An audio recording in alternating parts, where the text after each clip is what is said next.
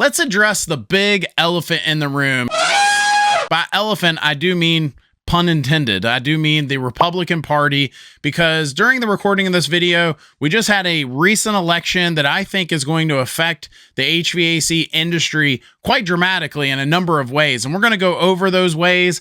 I've actually got 5 things that President Trump being elected could affect specifically in the HVAC trade. Things that you need to know if you're in our trade or if you are a homeowner or consumer. I think everyone involved need to know some of these things. So let's dive into it. Number 1 is the timeline, the changes in our industry and the timeline of things. A lot of the changes we're seeing in our industry, such as things like the AIM Act, where we are phasing down the most predominantly used refrigerant in residential, especially in our industry, in our country, 410A refrigerant, that is being phased down by the AIM Act. And let me just say, I don't think President Trump being elected is going to affect the AIM Act specifically a whole lot. We're kind of too far into it anyway. Like, for example, if he was to get in there and say, oh, we're going to repeal this, I don't even know if that's possible at this point. We've already got A2L refrigerant equipment that's hit the market, and so I don't see it doing much in that department. But let's real quick go over the timeline of things, because the AIM Act specifically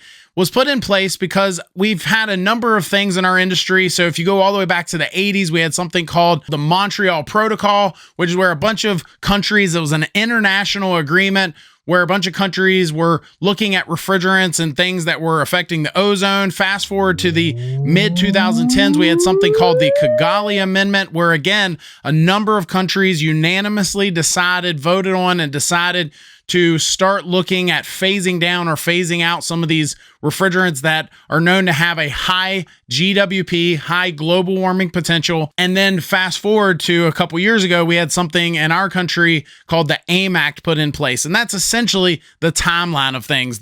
Every few years, the phase down of 410A refrigerant. And so I think him being elected may not necessarily affect that timeline a whole lot, but I do think it should be noted that the fact that Kamala Harris was not elected would have affected it. And the fact that she was not elected means that we're going to probably stick to that timeline that we have talked about in other videos. Had she been elected, we've already seen states in our country that are speeding up the AIM Act, states that are saying, hey, I know that's the timeline, but by this year, by 2029, for example, no more 410A refrigerant in our state. And had she been elected, maybe we could have seen something like that. Number two, I would title it energy, because the main thing we have seen over the years when Democrats have the White House, they look at programs and they focus on energy consumption and maybe lower energy consuming products. Now, sometimes that's debated in our industry, especially professionals in our industry,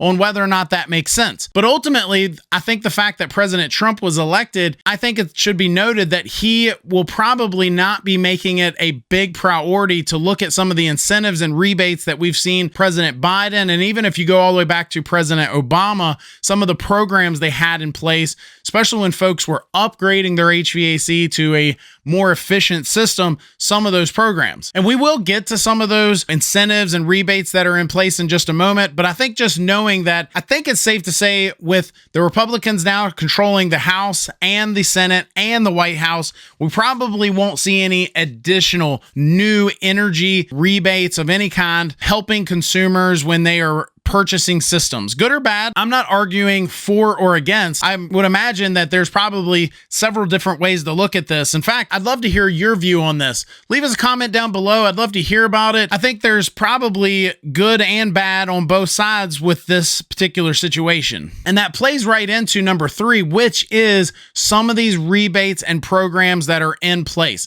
Some of the programs like the Inflation Reduction Act that was put in place by the Biden administration, some of those programs offer rebates to consumers if they upgrade their HVAC. Some of those programs have already been rolled out at the state level. Money's been allocated. Some states are already running programs. We've talked about in different videos how you probably need to check with a tax professional before you go upgrading your heating and air system, making sure that you do qualify for something before, don't just take some person off the internet or some website's word for it, making sure that you're going to get the rebate that you think you're going to. And I will say, specifically with the Inflation Reduction Act, I've read articles on both sides. I think we need to stay tuned on that one, because there are some folks that are arguing that, hey, these programs are in place already. Money's been allocated to the states. These are not going anywhere. I read an article on a very reputable magazine that is in our trade, but then the flip side of that coin, one of the top individuals in one of our associations for our trade came out and said he thinks that they will be affected, that he thinks Trump has already kind of said things during his campaign where he's going to repeal. He said things like drill baby drill, and he's going to look at fossil fuels as better options. I think it will be interesting to see on that topic alone what's to come. Number 4, let's talk about taxes specifically. And so in addition to the Inflation Reduction Act, with a lot of the tax incentives that are out there, there was also something that was incorporated in Trump's first term called the Tax Cuts and Jobs Act, and essentially lowered the corporate tax rate to 21%. It's set to expire next year. And according to articles I've read, Trump has signaled that he has intent to extend these tax cuts. Now, I'm not going to pretend to be an economist or anything like that, but I've read a couple articles on this specific topic, and a lot of the articles are talking about with these tax cuts, it may allow for HVAC businesses to reinvest in things like marketing and equipment, workforce, etc. I also think based on taxes alone, not knowing where we'll be 4 years from now, not knowing who the next president will be, that may play a role on whether or not homeowners decide to wait anymore. They may decide if they, the right deal comes along, the right opportunity, they may have been planning to get another year or two out of their system, and they may bite the bullet. They may go ahead and purchase a heating and air system because sometimes it's the fear of the unknown. And I'm hoping if you stick around to the end of this video to put some of that fear of the unknown to bed, because I think there's a couple things I'm going to note after our 5th one. But let me go ahead and mention number 5 is inflation. It's something that's been a hot topic in our industry, because not only have we seen prices rise on a number of things like groceries and all the different things that folks have really been concerned with over the last couple years, the HVAC industry specifically, I've seen it grow leaps and bounds. Prices have gone up more in the last few years, percentage-wise, than any other time in my career. Over the last couple decades, I had seen each year, you'd see some years no increase, some years maybe 3 or 5%. I've never saw anything too crazy that I can remember. Just in the last few years, I remember there were times where we would get like a 10% increase in price, and then like 3 months later, another 7% increase in price.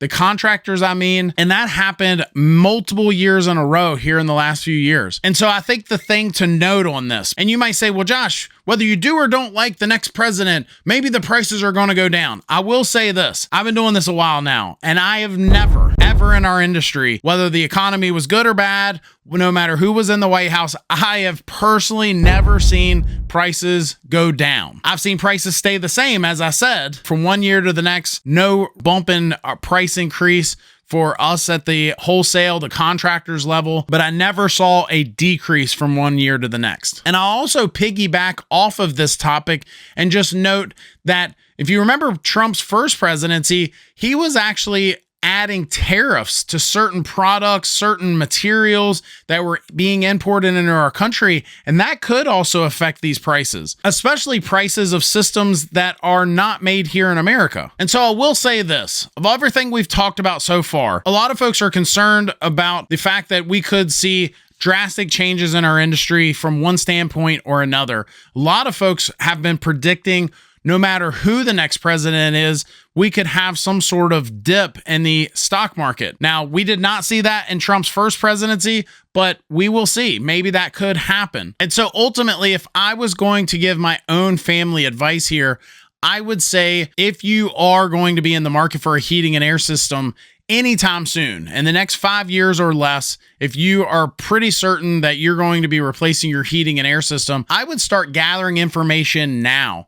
And I would take advantage of any and all programs that you can. So if you do somehow qualify for some of these programs that are in place right now and you want to take advantage of it, maybe now's the time to do it. If you want to take advantage of things before a possible economy crash, maybe now's the time to do it. The fear of the unknown is what gets a lot of people when they're making a big purchase. And in my mind, the only way to stop that, the only way to get around that is to go by what you do know. And knowing that the price is this for now, and I've got someone that's available now, and knowing that I can get a good system or take advantage of some program right now. Those are all things that if you do know that you can take advantage of it now, maybe now's the time to do it. All the things that you might look at and say, well, you know, I'm seeing everything and maybe I want to wait. Maybe I want to just take my time here. Again, we could argue if you really wanted to get political, we could argue about a number of things. I can't think of one single argument other than getting as much life out of that heating and air system as you can. Other than that, I can't think of a single argument that would tell me that I would want to wait a year from now, whether we're talking about those programs or the equipment or the pricing or the fact that we're not having so many folks come across our border, or the fact that we may or may not have more inflation, or the economy may or may not do well. I can't think of one single argument that we could think of that would cause me to say to someone I care about, hey, you might want to wait. Don't spend any money right now. You might want to wait. I don't see that happening. I don't see prices dropping. I don't see whether or not tariffs are put on any imported products. I can't think of a single argument against that. Maybe you can, and maybe you can leave a comment down below and show me how dumb I am. That's not hard, let's be honest. But in addition to that comment, please leave me a like. That helps. If you like this video, I think you'll like this one even more. It's where we made a trip to Washington, D.C. to get in front of some decision makers. Thanks for watching. Hit that subscribe button. We'll see you next time.